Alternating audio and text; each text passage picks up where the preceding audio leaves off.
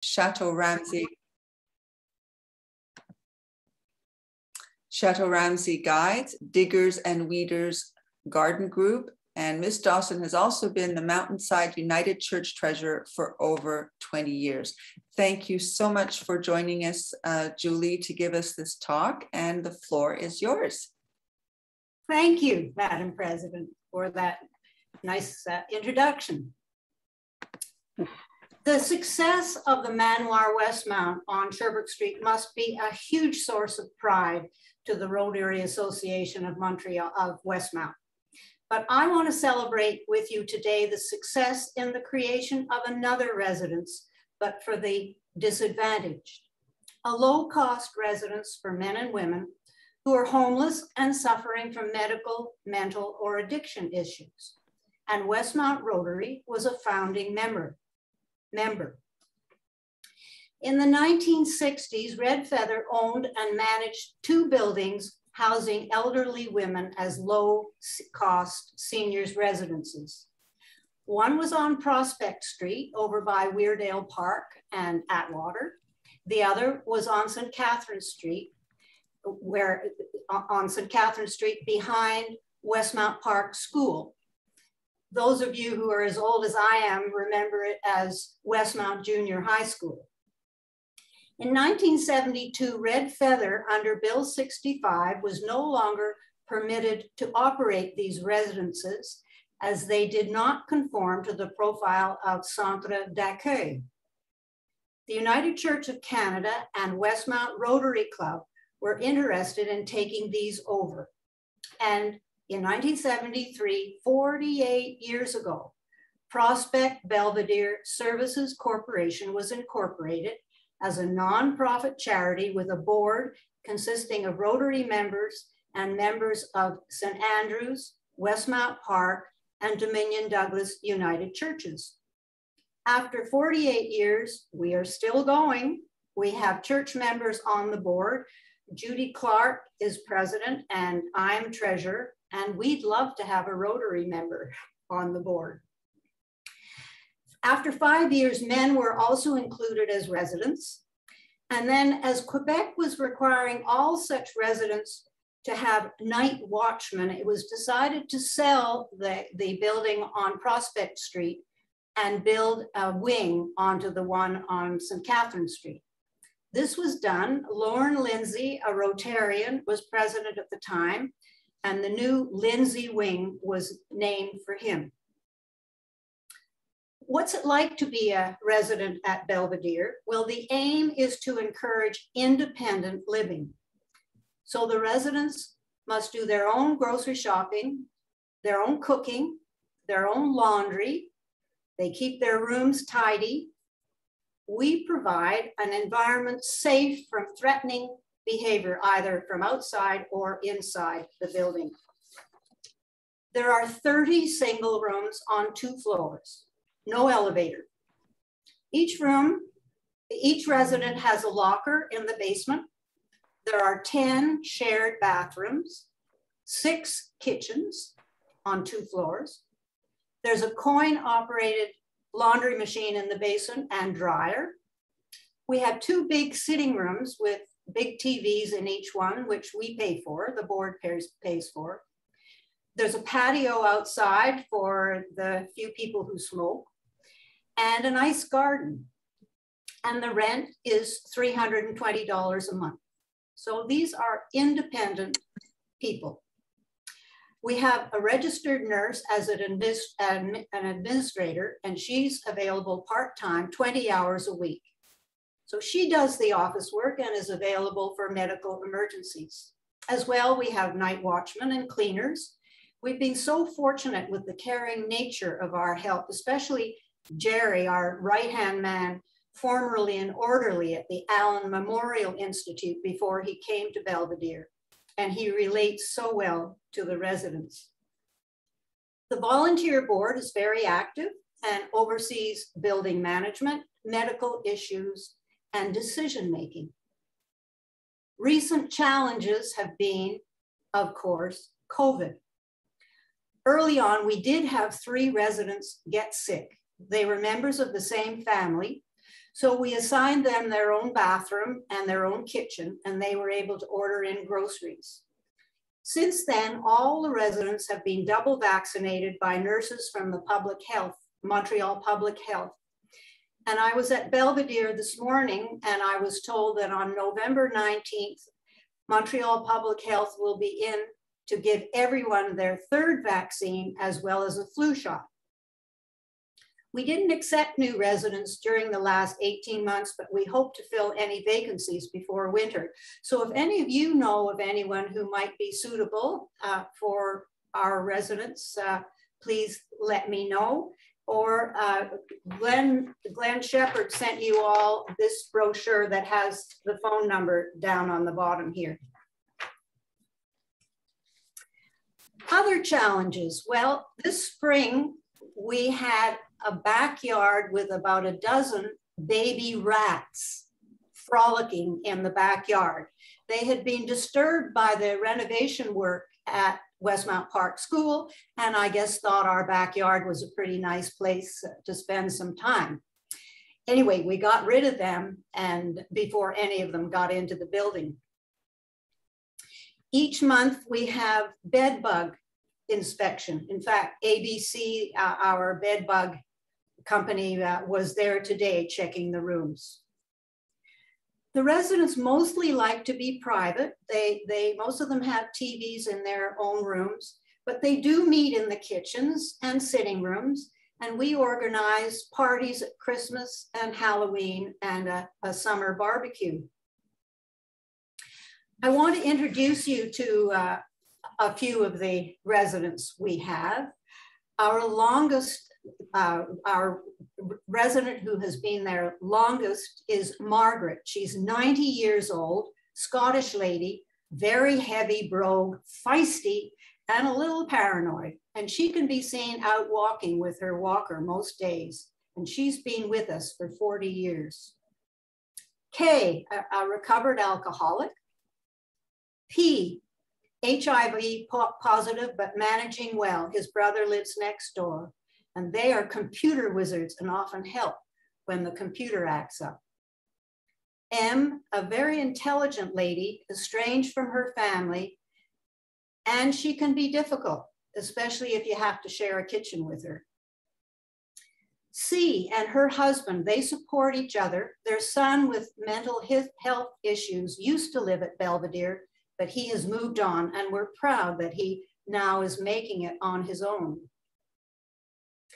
T recently joined us from Haiti. He has a serious problem with Crohn's disease.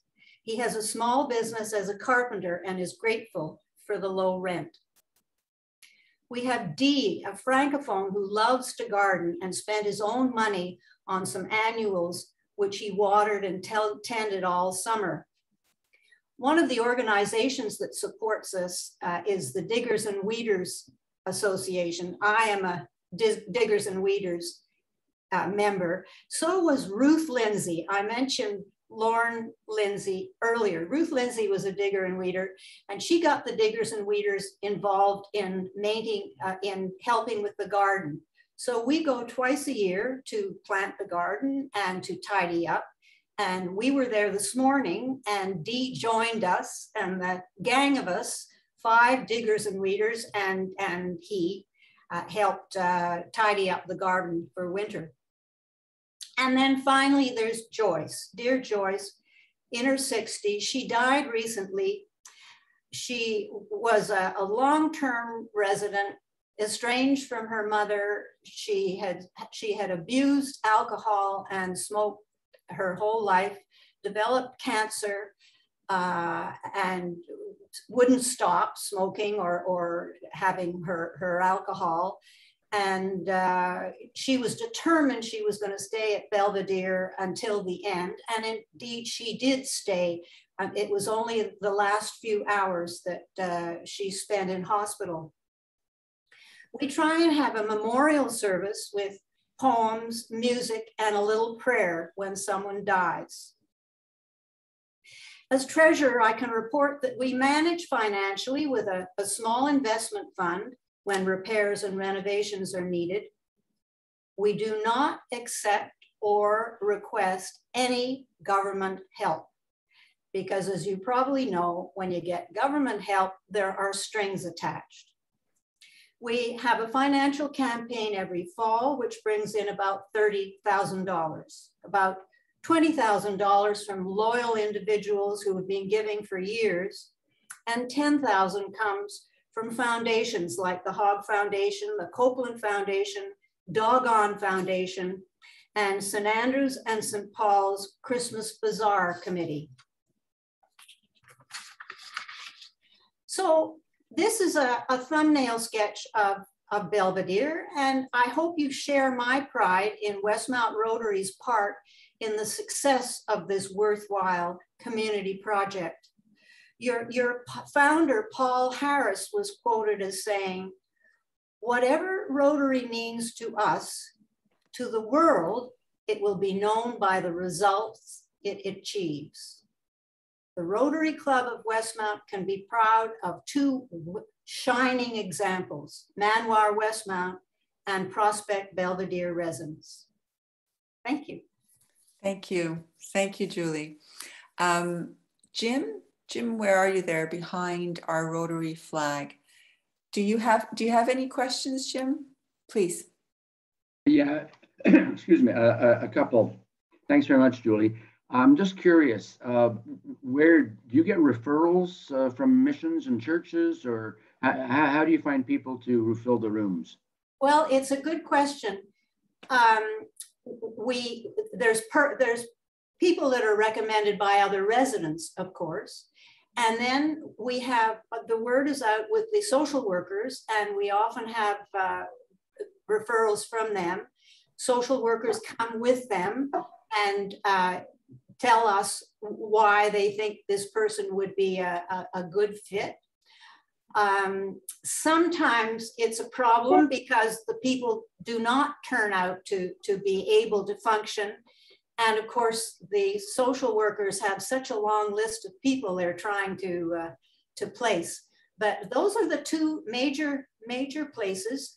Our residents really, there's not much of a turnover. They've been there for, most of them, for a long time. And as I say, a lot of them go to AA meetings or various lunches in the city. And I think the word spreads that way. And then we get the phone call. And if possible, we'd like to have a doctor or a social worker connected with the person.